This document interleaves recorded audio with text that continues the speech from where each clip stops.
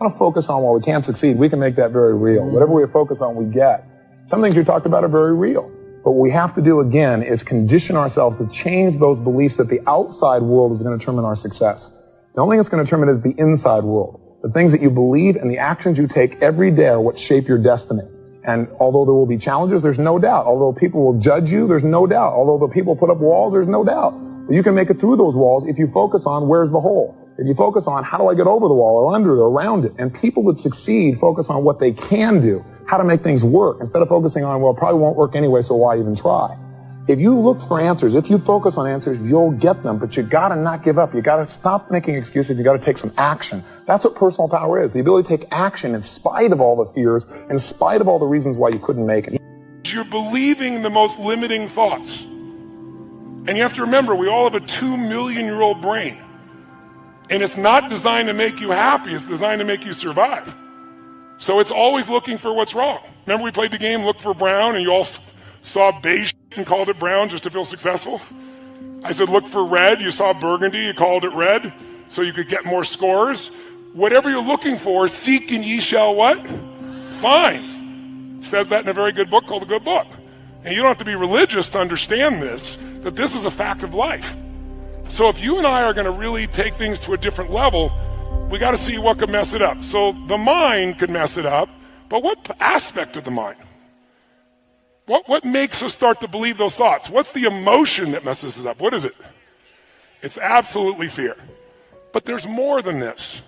Every day of our lives, we live in a world that is incredibly complex. It is no more stressful than World War II, when none of us in this room probably remember that time, but it looked like democracy was disappearing and the Germans were going to win at one stage. That's stressful. Being in a foxhole is stressful. You're not making as much money as you want, or being a little overweight, or someone calling you names online. That is not stressful. We're making it stressful. We've lost perspective. Who's with me on this? Say aye. So what's really useful, I think, today is for us to figure out what messes us up. And one of the biggest things that messes us up is expectation. Right? What did we say the other day? Trade your expectations for appreciation, and your whole life changes. Because when you're expecting things and it doesn't happen, you get upset. So that first day also was all about, what if you lived your life and you made a decision? And the decision was, life is too short to suffer. It's too short to be stressed, pissed off, fearful, worried. Who's with me on this? Say aye. But our minds, our survival software, is always looking for what's wrong. Our job is to create the happiness. And the only way you do that is you draw a line in the sand and say, I'm not going to suffer. I'm going to be honest. If I start to feel that stress, I'm going to breathe, and I'm going to realize we're the only creatures on the planet that can think a thought and become angry. Think a thought and become playful. Think a thought and be worried. Think a thought and feel loved. That's why we can change how fast? But you have to take control and train this brain. If you don't train this brain, it'll use you instead of you using it. You have to identify with your heart or your soul or your spirit instead of the brain.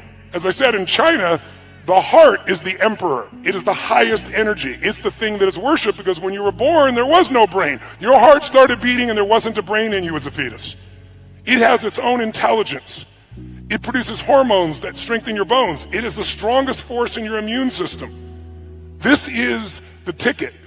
This is what we get caught up in. We want to use the head and heart together, and then we have the power of both of them. So to do that, though, we got to give up the expectation that people are going to behave the way we want them to. Because what are the chances, if your happiness is dependent upon everyone around you, your mother behaving the way you think she should, your father, your brother, your sister, your coworkers, your employees, what are the chances of everybody living the way you think they should? On a 0 to 100% scale, what are the chances? So why would we allow this to be? Because it's just a bad habit. I think there's a lot of roads to the mountaintop. I have the perspective that I have because that was my journey. And I had to start figuring out how to walk in the darkness, because that's kind of what it's like. What darkness? What do you mean? Like, meaning when you're caught in this psychocybernetic loop. Can you define psychocybernetics? Yeah, so it's this idea that what you believe will dictate your thoughts on a moment by moment basis. So if you believe that, money's hard to make. As a simple example, you're not going to have ideas or thoughts around money that would be lending to making it easily, right? And so what you believe dictates what you think. You can't get like an apple from an orange tree. And what you think you then experience is an emotion, right? And then that emotion then dictates what actions you do or do not take. And they're always aligned, right? Your beliefs dictate your thoughts, dictate your emotions, dictate your actions, which produce your results. And your results, when you look at them, then just reinforce the original belief. And so we're caught in that construct, right? But the linchpin is the belief system. So the question is, how do I actually change what I believe? If my beliefs really do dictate my destiny, right? Which is, I'm not the only person suggesting that. The question becomes, how do I change my beliefs? And in that is an inherent challenge, because by definition, beliefs are that which are true, right, for us. And so then the question is, how do we break out of this? My way of breaking out of it was at one point to understand, and I'll start to kind of walk you through the structure of it, to understand that there were only two states of emotional beingness that I could be in at any given point in time.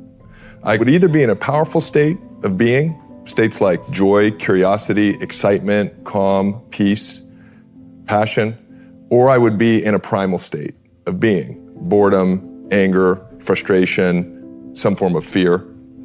I'm always in one of those two states, and I'm never in two states at one time. Now, those map beautifully to the sympathetic nervous system and the parasympathetic nervous system, right? So in any moment, we're either in fight or flight or we're in rest and relaxation.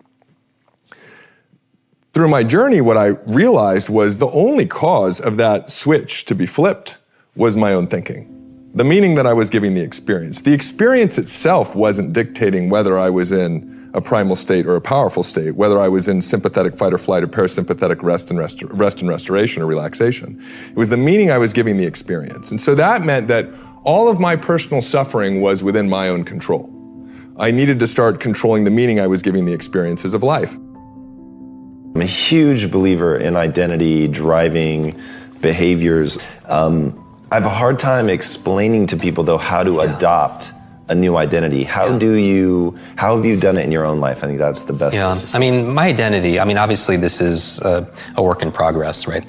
I would say that I would start with they call it the two smallest words in the English language, but they're the two most powerful words in the English language. It's I am, right? I am, because whatever you put after that determines your destination or your destiny, right? And I think your identity is who you believe you are. And I feel like when we're talking about playing to the edge of our limits and really playing there and living in that place where we're stretching, I do believe, and I get inspired every time I see your Insta story. You're like, it's like 4:30 and you're working out, you're doing your work, but that's who you are, right? You don't have to fight it because you can't imagine yourself not doing that.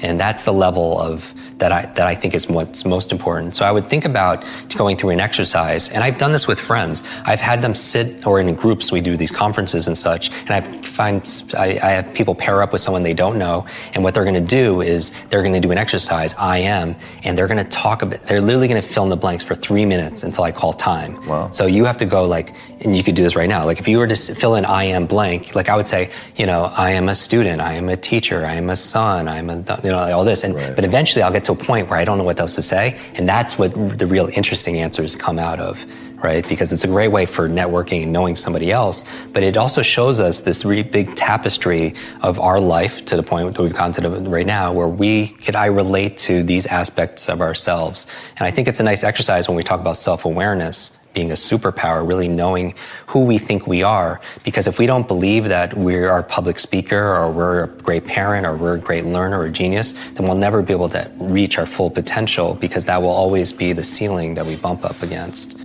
People have a story, I can't find love because my dad left when I was 1.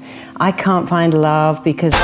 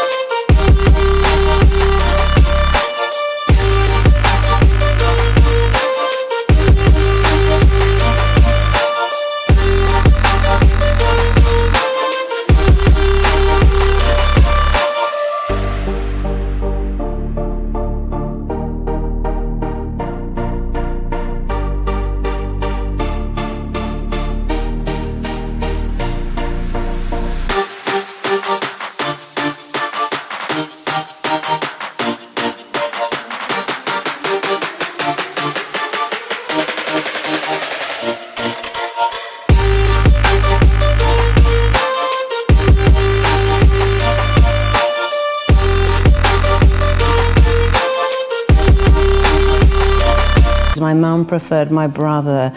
I can't be a success because I never went to university.